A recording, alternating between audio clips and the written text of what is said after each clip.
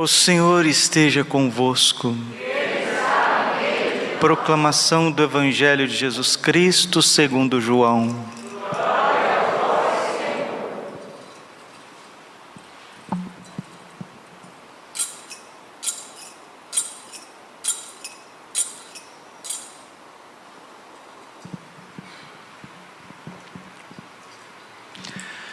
Naquele tempo, ao ouvirem as palavras de Jesus, algumas pessoas da multidão diziam: "Este é verdadeiramente o profeta." Outros diziam: "Ele é o Messias." Mas alguns objetavam: "Porventura o Messias virá da Galileia? Não diz a Escritura que o Messias será da descendência de Davi e virá de Belém, povoado de onde era Davi?" Assim houve divisão no meio do povo por causa de Jesus. Alguns queriam prendê-lo, mas ninguém pôs as mãos nele. Então os guardas do templo voltaram para os sumos sacerdotes e os fariseus, e estes lhes perguntaram: "Por que não o trouxestes?" Os guardas responderam: "Ninguém jamais falou como este homem." Então os fariseus disseram-lhes: "Também vós os deixastes enganar? Por acaso algum dos chefes ou dos fariseus acreditou nele? Mas esta gente não conhece a lei. Esta gente que não conhece a lei é maldita." Nicodemos, porém, um dos fariseus, aquele que se tinha encontrado com Jesus anteriormente, disse: "Será que a nossa lei julga alguém antes de ouvir e saber o que ele fez?" Eles responderam: "Também tu és galileu, porventura? Vai estudar e verás que da Galileia não surge profeta." E cada um voltou para a sua casa. Palavra da salvação. Glória a vós, Senhor. Ave Maria, cheia de graça, o Senhor é convosco. Bendita sois vós entre as mulheres, bendito o fruto do vosso ventre, Jesus.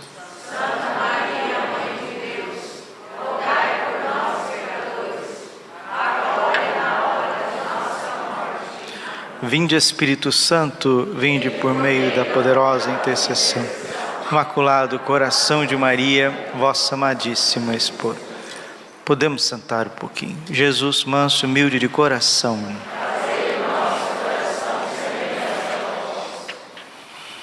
Do coração atribulado está perto o Senhor.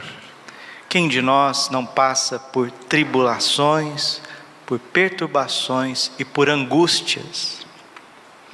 A palavra agonia vem do latim agon, que significa luta. Quem de nós não passa por lutas tremendas interiores para perdoar quem nos ofendeu?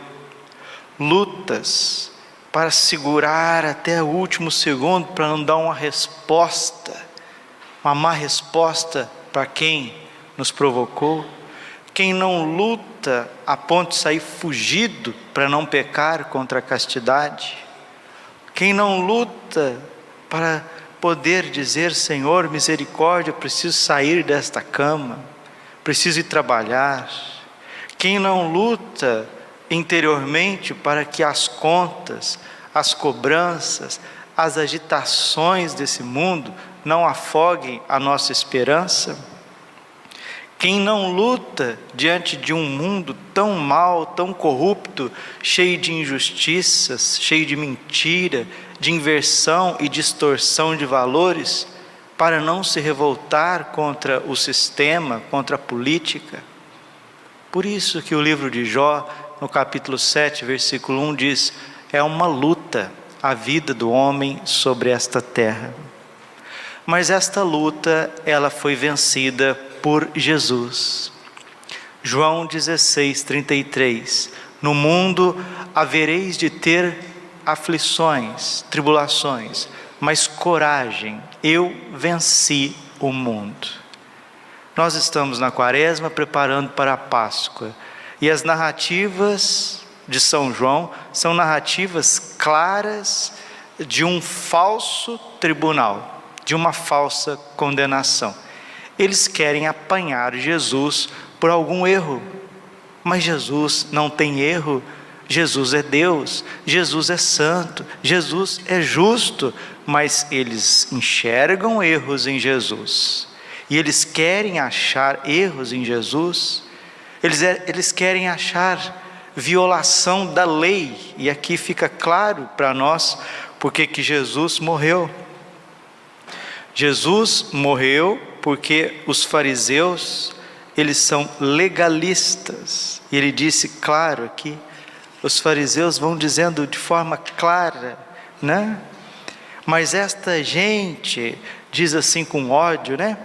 Porque vieram os oficiais tinham ido até Jesus para prendê-lo, para prender nosso Senhor, só que eles não tiveram coragem de tocar em Jesus, porque eles ficaram fascinados com a sabedoria que brotava das palavras, com o encanto da sua face, com a sua personalidade, com aquilo que as multidões viam em Jesus, os milagres que ele fazia, como que o mal, quando chegava perto do nosso Senhor Jesus Cristo, ele ficava fraco, ele esmorecia, e assim aconteceu com os oficiais, e assim também aconteceu com Nicodemos. Mas ao chegar perto dos chefes, dos poderosos, daqueles que estavam possessos por Satanás, eles dizem assim, João 7,49, é um ensinamento muito profundo para nós, viu?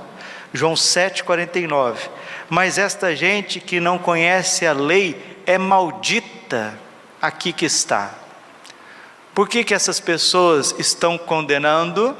Vocês estão vendo as coisas que estão acontecendo no cenário brasileiro, vocês estão vendo o que está acontecendo no cenário internacional, as pessoas se servem do poder e da lei vigente dos países para perseguir aqueles que trazem a justiça. O legalismo, ele é diabólico. O meu professor de teologia, que era um exorcista, ele dizia, o diabo é legalista. E nós convivemos com muitas pessoas legalistas, e as pessoas legalistas, elas não suportam a si mesmas. Se todos nós já temos um grau de insuportabilidade de nós mesmos, os legalistas não conseguem viver consigo mesmos.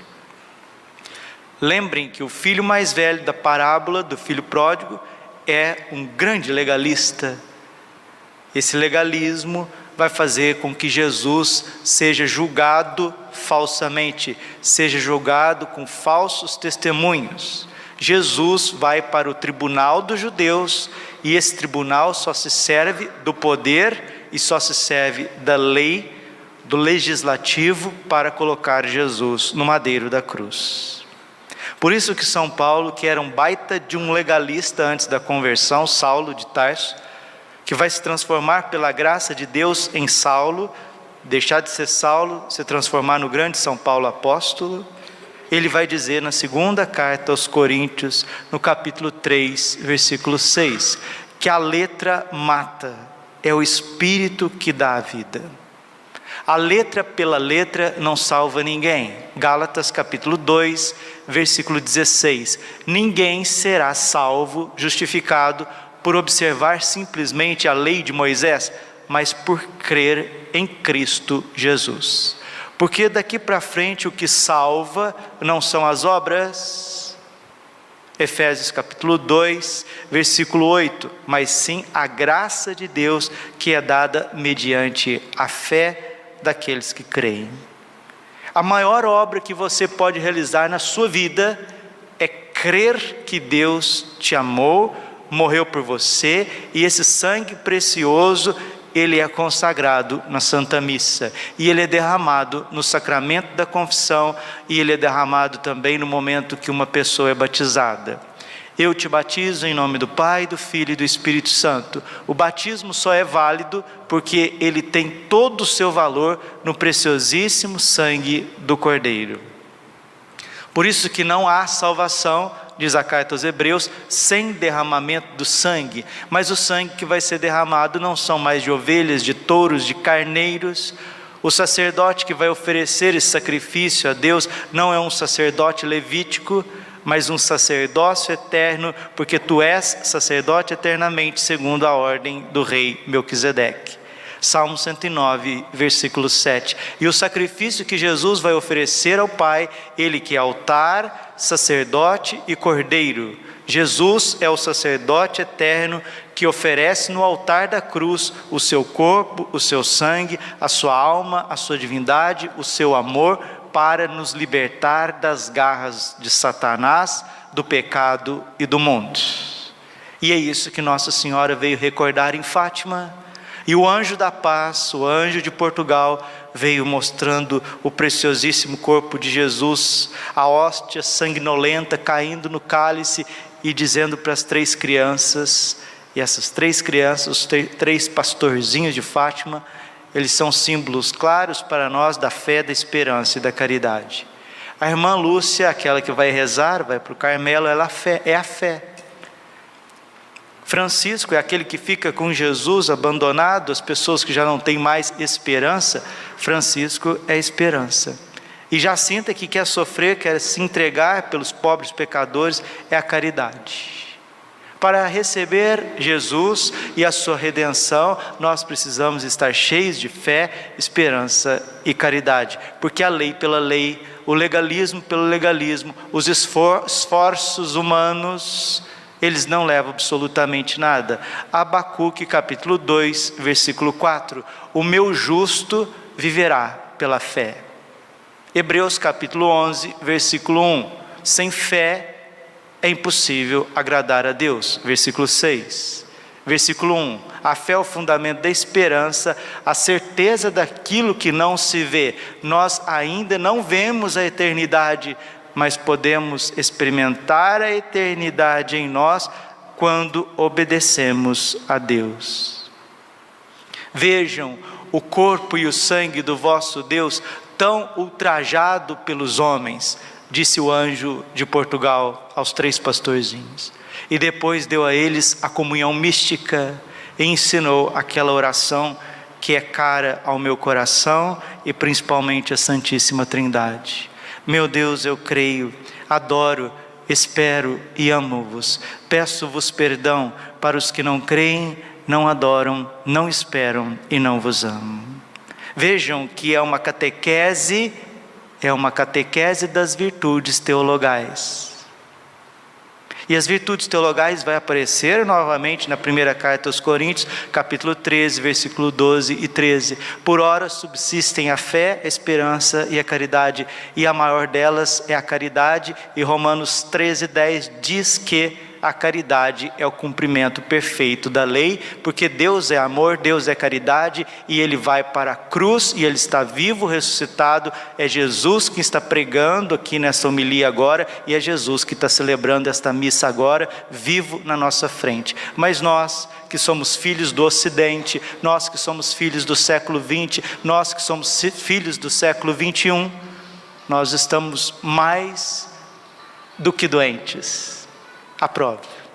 Nós estamos mais do que doentes. A nossa mente já está doente. Nosso modo de conhecer a realidade já está doente. A nossa vida, o nosso ir e vir já está viciado. A palavra viciado aqui no sentido de uma dependência de maus costumes, que está ficando quase insuportável continuar nesse ritmo. Eu lembro perfeitamente quando começou a pandemia, há 2 anos atrás, Conchita Gonzalez, a principal vidente confidente de Garabandal, ela disse pouquíssimas palavras, mas que gravou no meu coração, que com esta pandemia, esse tempo de guerra, de tribulação, esse tempo de mentira, de inversão de valores, esse tempo de uma perseguição, de um legalismo tremendo, Deus está nos apartando dos valores deste mundo. É isso que a Conchita disse. Deus está nos apartando dos valores deste mundo. Se as pessoas católicas, se os batizados valorizassem o corpo e o sangue de nosso Senhor Jesus Cristo e comprometessem com a evangelização, tudo seria diferente. Já falei isso uma vez, já falei 2, 10, 30, 50, não me cansarei de repetir. Nós não valorizamos Jesus no Santíssimo Sacramento, como o anjo de Portugal mostrou, Jesus torturado, Jesus sangrando no Santíssimo. Eis o corpo do vosso Deus, eis o vosso Deus, tão ultrajado, tão maltratado pelos homens. O que aconteceu com Jesus na sua paixão, a sua flagelação, os escarros, Jesus sendo arrastado pelas ruas de Jerusalém, sendo chutado, pessoas jogando fezes em Jesus, urina em Jesus, isso está lá na Beata Catarina Emmerich, jogavam esgoto em Jesus, dejetos, chutavam Jesus, arrancavam a barba do Senhor, batiam nele com todos os instrumentos que você pode imaginar. Isso é uma comunhão sacrílega. Católicos que vêm na igreja e comungam como se estivesse comungando um pedaço de pão. Já dizia São João Crisóstomo: não dê o que é santo aos cães e pérola aos porcos. Por isso que o céu, a Virgem Maria, a Mãe da Eucaristia, vem nessa terra pedir para nós este primeiro sábado do mês. Comunhões reparadoras, confissões reparadoras. E eu tenho para mim, termino essa homilia, que o maior remédio que Deus quer dar para nós nesses tempos, falei ontem, falo de novo, contra essa ansiedade horrível, porque é um mundo que está nos espreitando, é o Santíssimo Sacramento. E essa tristeza que vai às vezes batendo no fundo do nosso coração também por uma série de coisas, o remédio é o Santo Rosário. Disse ontem, falo de novo, mas quero dar um terceiro remédio: o silêncio de Maria. Silenciar. Nós adentramos neste domingo, o 5º domingo da Quaresma. Já estamos mergulhando na paixão do Senhor. É preciso completar na nossa carne aquilo que falta à paixão de Cristo pelo seu corpo, que é a igreja. Gálatas capítulo 2, versículo 18. E também São Paulo vai repetir isso em Colossenses 1, 24. Completo na minha carne aquilo que falta, a paixão do meu Senhor pelo seu corpo, que é a igreja. Em Gálatas 2,19 ele diz: estou pregado à cruz com Cristo. Se nós não vivemos o mistério pascal, a vida de Cristo em nós, nós estamos igual esse povo lá na Judéia, diante de Jesus, espectadores, curiosos, pessoas que vão tramar contra Jesus, vão cantar hosanas e depois dizer crucifica-o, pessoas que estão olhando as coisas só do lado de fora, e a hora que você vai ver a vida dessas pessoas são mais vazias. E quem tiver vazio de Deus, meus irmãos, está repleto de paixões, de vícios, de pecados. Comunguemos em reparação ao Imaculado Coração de Maria, imitemos o silêncio de Nossa Senhora. Padre, então eu não posso falar nada com ninguém? Não, querido, o padre não está falando aqui de ausência de palavras, ou muito menos indiferença com o próximo, não é isso, mas é um silêncio que te faz sentir com Cristo, te faz sentir com Nossa Senhora.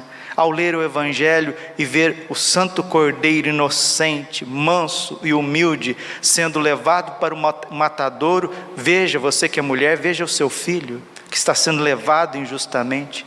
Você que é homem, veja o seu pai, veja o seu irmão. E quem vai tramar contra nosso Senhor Jesus Cristo? Quem vai matar Jesus? Quem vai pisar em Jesus? Sou eu. Eu matei Jesus com os meus pecados. Mas o meu pecado morreu quando Jesus foi crucificado.